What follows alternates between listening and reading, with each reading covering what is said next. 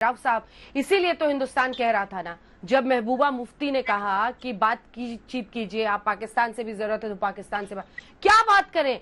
एक देश जो पनाहगाह बना हुआ है आतंकी संगठनों का, जिसका ऑफिशियल आप सोच लीजिए पॉलिसी है, स्टेट पॉलिसी है टेररिज्म अगेंस्ट इंडिया, ऐसे मुल्क से बातचीत की जाएगी? क्या बात करेंगे आप?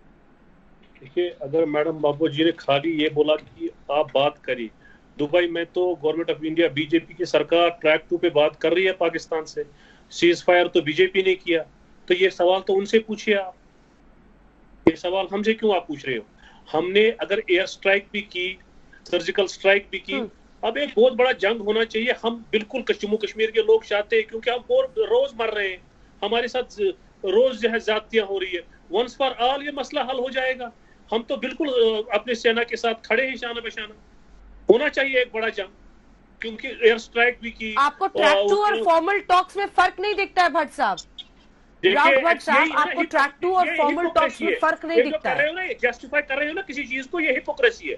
आप मुझे बताएं, आप वो निकले थे हम आइसोलेशन में पाकिस्तान को, इंडिया हिपोक्रेट है, पाकिस्तान महान है, ठीक है, ठीक है, आप कह रहे हैं इंडिया हिपोक्रेट है, इंडिया में हिपोक्रेसी है, पाकिस्तान महान है। आप भूटान की बात करें, आपको इंडिया में हिपोक्रेसी दिख रही है?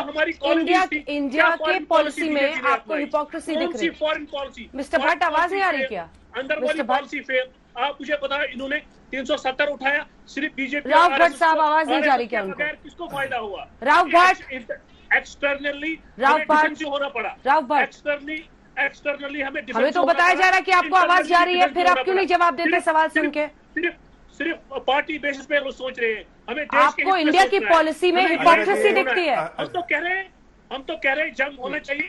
हम बिल्कुल शाना बशाना रहेंगे अपने सैनिकों के साथ, हम थोड़ी पीछे हट रहे हैं। सैयद जफर इस्लाम साहब, उनको जरा समझाइए, उनको इंडिया की पॉलिसी में उनको हिपोक्रेसी दिख रही है। ये वो लोग हैं जो अनुच्छेद 370 की राजनीति करते हुए, अपनी अपनी पॉलिटिक्स करते हुए प्रो पाकिस्तान पॉलिटिक्स करने लगते हैं। आज इनका खून खोलना चाहिए कि इंडिया में इस तरह से अटैक हुआ है, पहली बार किसी मिलिट्री टारगेट पर ड्रोन से अटैक हुआ है। खून इस बात पर खोलना चाहिए पाकिस्तान के खिलाफ, लेकिन हिपोक्रेसी इंडिया में दिख रही है। नहीं, हिपोक्रेसी आप कर रहे हो। आपको जब हम कह रहे हैं कि बीजेपी ने कोई गलत पॉलिसी तैयार की, तो राव भट्ट जी, आपका समय आएगा तो आप बोलिएगा। इनका बात सुनेंगे नहीं। हमने यही बोला कि अरे सुन लीजिए राव भट्ट साहब के ऑडियो में कुछ प्रॉब्लम है क्या? उनको आवाज नहीं जाती है? मिस्टर राव भट्ट, जब आपको बिल्कुल, हम भारत के साथ हैं, और अगर आपको बर्दाश्त नहीं होता है तो जो बोलना है बोलते रहिए। जब आपने कहा कि ये हिपोक्रेसी है, आपने कहा, जब हमने पॉलिसी बताई इंडिया की कि फॉर्मल टॉक्स बंद है, तो आपने कहा ये हिपोक्रेसी है।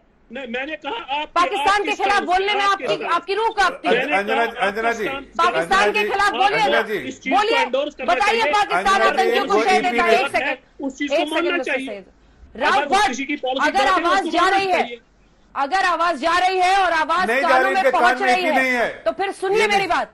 बोलिए पाकिस्तान की आतंकी पॉलिसी के खिलाफ, बोलिए पाकिस्तान की आतंकी पॉलिसी के खिलाफ 2 लाइन बोलिए आप। हम तो रोज मर रहे हैं जम्मू कश्मीर के लोग। फिर जलेबी बनाने लगे, जंग हो, ये खत्म हो जाएगा मसला। फिर जलेबी बनाने लगे। हम तो कहते हैं कि फिर अगर हमने इससे पहले जलेबी पाकिस्तान के लिए एयर स्ट्राइक्स की, अब जंग ही करेंगे वंस फॉर ऑल। हम मुसीबत में हैं, रोज मुसीबत में, हमारे बच्चे मर रहे हैं। आवाज नहीं पहुंचती इनके कानों तक। खत्म हो जाए।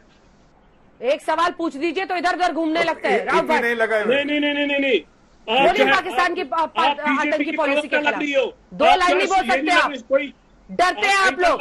आप एंकर तो नहीं लग रहे हो, आप तो स्पोक्स। आप डरते हैं बोलने में? नहीं, हम नहीं डरते। किसने बोला आपको? आपको यही लगेगा, और आप पाकिस्तान के स्पोक्स पर्सन लग रहे हो आज। देशभक्त होने की आप पाकिस्तान के स्पोक्स पर्सन लग रहे हो।